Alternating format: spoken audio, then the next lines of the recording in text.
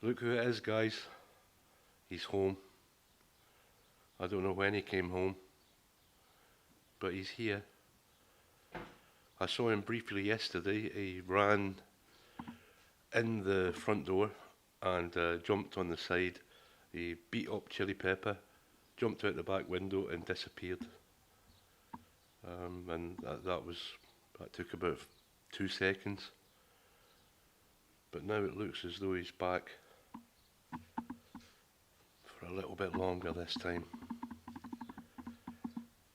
He's got a big shaved belly where they've done all kinds of tests on him. Bruiser! I don't really want to wake him up if he's having a nice sleep.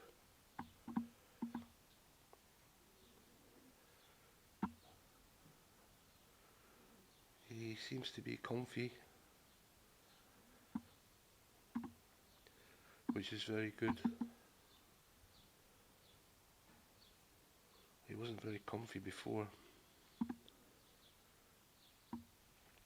He still looks a bit sad to me.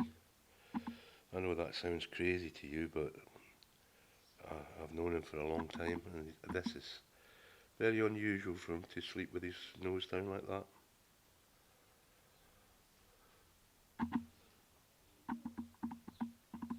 Poor old fella. I hope these tablets work. It's guesswork. Sometimes guesswork is the best medicine. Sometimes it isn't though. The alternative was to leave him. The vet suggested just leaving him to get worse. But given the experience we had with Mr. Chops, we don't want to just leave him to get worse. We want to try and intervene as soon as we can.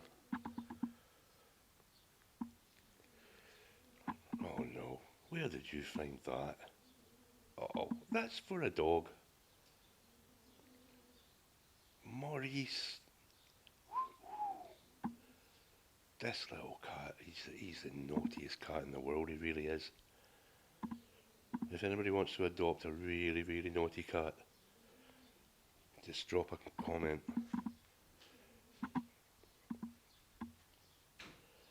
Roxy dog. Don't hurt the dog, emo. So anyway, it's great to see Bruiser back. I was worried that he would just disappear and we'd never see him again. Right guys, thanks very much, bye.